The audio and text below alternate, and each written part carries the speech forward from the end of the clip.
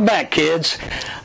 Back to the Contrast Project here. I'm Tracy Rigdon, and with me today is Miss Erin Kendrick. Hello, everyone. How are you doing today? I'm good. How are you? And you brought us something to look at, some of your art. Yes, this is one of my, we'll say, COVID paintings. Well, it survived it. Yes, it did. It's seen the light since then. It did get the show that it was in was shut down right as COVID started, but it has gotten a little bit of attention since then. It's beautiful. Thank beautiful. you. And you have some of your art hanging in other places right now currently. Right. I currently have work in the A Vision for Art show, which is a charity show for St. Mark's Episcopal, and that's a show that's done in collaboration with Space 42. And then on the internet, you can see virtual versions of show, including my Pick and Show that's about Black girlhood, and you can, of course, always see any of my work on my website. So yeah. And the you were talking about the picking. That would be with Shawana Brooks, correct? Right. So we are recording a talk, just like a regular artist talk, but for Shawana and I, it's a little bit different because we're what we call artners, artners, and for years we've like collaborated on work on projects. We've sort of like gotten in the lab, sat down with each other, figured out the hard parts. So this will be not the first time, but one of the many times that we've been able to do that on camera, and we'll just kind of unpack the Pick and Show. That's going to be very good. Yes. And you have another role that's very important in the community at Jack's Jams, the Jacksonville Arts and Music School. Of course, it's one of my biggest responsibilities, one of the most important things that I do. I am the visual art instructor, and of course, I always say visual art instructor first, but I'm also the director of education at Jacksonville Arts and Music School, and it's a creative arts and leadership youth development program. It's an after-school program, so these are kids who come from various schools, some in the sort of north side, Springfield areas. We do have some who come from other schools in different places, but it's a creative arts program. So we have art, music, film, dance, vocal. We also have programs like Taekwondo. We have robotics and tech clubs. So lots of opportunities for kids to really, let their creative juices flow, figure out what it is they love to do in life, and we really like nurture that.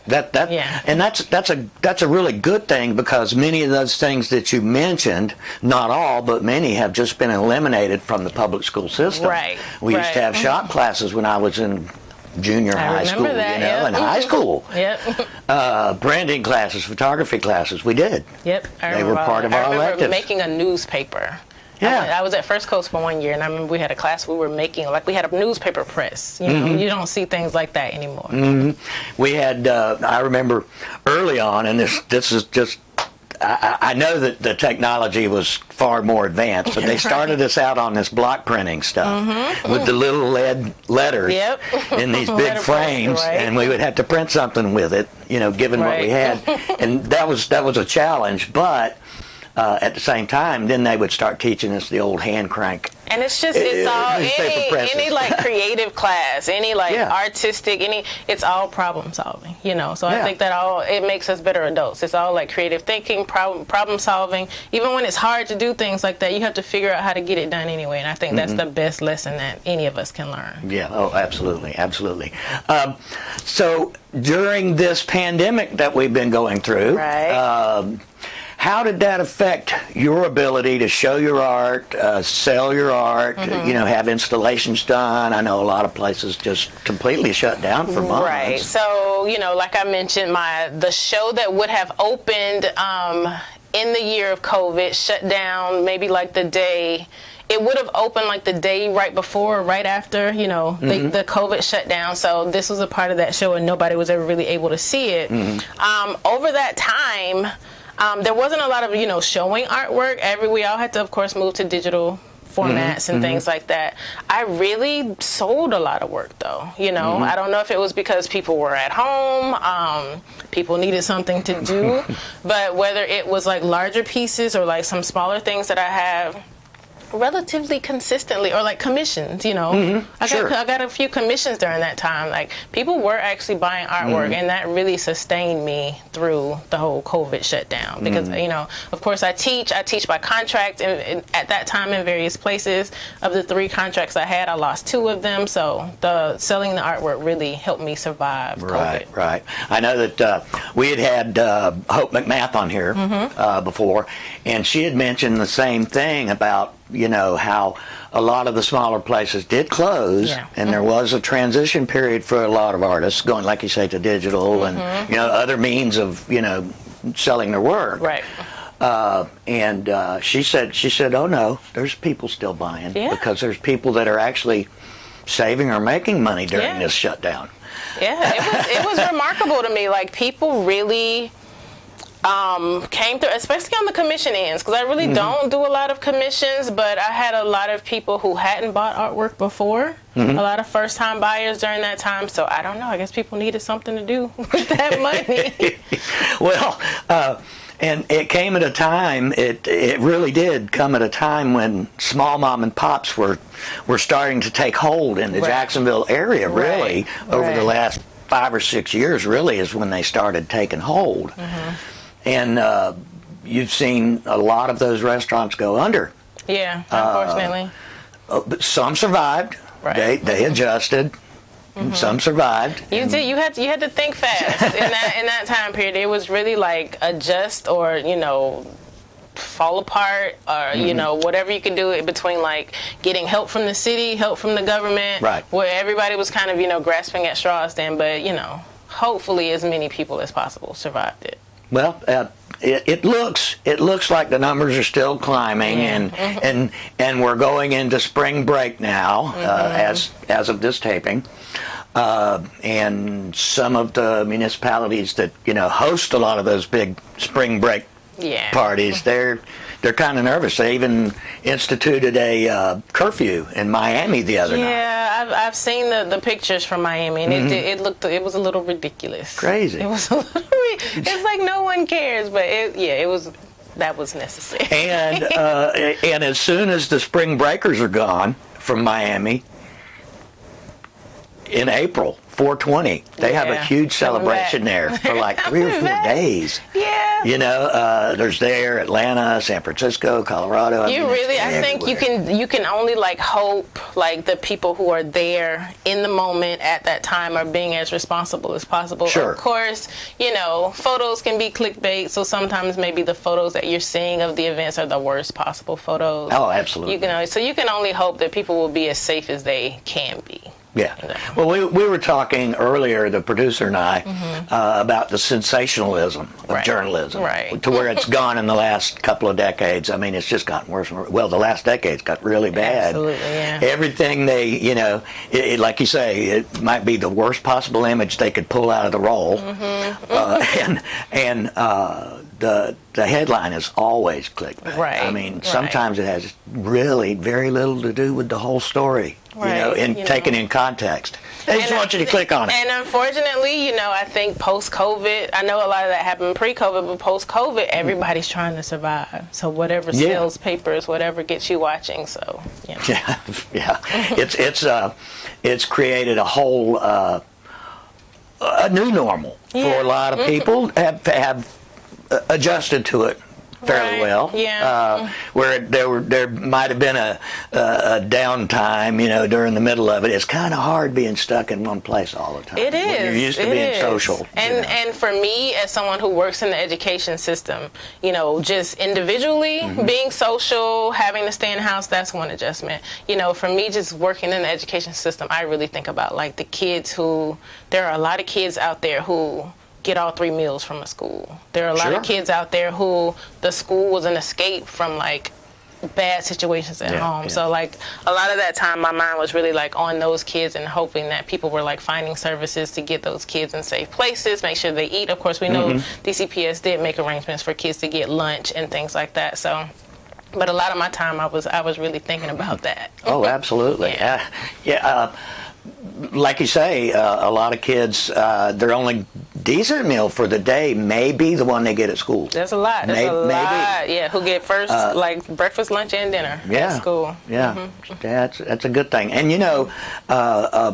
Michelle Obama had a lot to do with that, getting it instituted on a larger scale. Yes, and it helps, like I know even just trying to survive COVID also, we have, outside of JAMS, we have like the Team Up program, we have communities and schools, like those programs are, connected to that, to like the Michelle Obama campaign, but a lot of those programs really help kids survive, so. Oh yeah. And now finally, after a lot of years of working on it, behind the scenes, Groundworks, of course, has come around, and they're finally getting around to doing something with the emerald necklace. And we have worked closely with Groundworks Jacks on a couple projects. So my students at JAMS have built bee hotels that have been installed on the S line. We have one that we have to repair pretty soon. So my kids were a part of that. I also have kids from JAMS who collaborated with other kids from the community to do an animation project. I want to say, I hope I don't get this wrong, it's like the 400 project, but it really focused on the stories of slaves who were, who lived on the Timaquan Preserve, Kingsley Plantation, and telling those stories. So the kids got to do this great animation project that combined sort of like a radio podcast and the animation of that. So, we are very closely connected to Groundwork. Well, that Kingsley Plantation, very interesting backstories on that the whole situation that was there, the family, and it's fascinating. Yeah, it's fascinating the way it moved around the world. The kids dove like all the way into the story and really kind of broke it down into its parts. Learned a lot of because you hear the stories, about Anna Kingsley. You hear some of the bigger stories, but you never really hear about those individual stories. Right. So the kids really got to learn a lot about several people who lived at Kingsley Plantation. Yeah, it's amazing to go walking the trails or biking the trails out there. I grew up on the north side, and so we went out there quite a bit. Yep, it was like the place to go. Trips, yeah, Yeah, I remember, and it's like the best you can do with some place that has a bit of a dark history, not even a bit, that has a dark history. I think we do have to keep that to top of mind when we talk about places like that. Like right now, they're historic. Right now, it's kind of like this sort of nostalgia thing, and like this place to visit now. But they do have dark past. So the kids were able to understand that and learn of like the stories of like resilience and survival and things like that. So. And you have future projects similar to that cooking on the back burner right now? Like we are partnered up with Groundwork Shack. So like I said, we'll continue to create the bee hotels, kind of putting together whatever's going to come next for us. And we work with a lot of community partners over at JAM. So everyone from the Cummer Museum to MoCA to, I made a post about this recently. It surprised me. The Links Incorporated organization, like we have a lot of community partners. Just in a short period of time, we've worked with a lot of people. It's good to have. It really is good to have that. Yeah. If people want to bring the Emerald Necklace, the Emerald Trail, the S Line, all that in that area, the creeks, Hogan Creek, McCoy's Creek, if they want to bring that back, to the way it was before, it just got completely polluted. The creeks got ruined, but it has taken a lot of work. I know a lot of volunteers show up on different intervals during the month, and clean up. Some of the people that live in the neighborhood show up, and they have to. I mean, I think something like that takes community buy-in. A lot of people, like you spoke earlier about, I think you spoke earlier about, some people just don't know. I think I was talking to somebody else. You don't know what you don't know. That's the conversation I had with somebody else today. You don't know what you don't know. So I may not have known anything about Hogan's Creek, but through Groundwork Jacks, I know now. So it takes the people who live in the community to really show up, do the work, speak out loud about it, so people like me know, and then the larger community starts to really buy into. They've been trying. The Springfield area associations over there have been over the years raising money to replace some of the old balustrades that are on Hogan's Creek. Yes. And decades past, there used to be certain areas on McCoy's that had balustrades as well. But a lot of that stuff is just completely gone.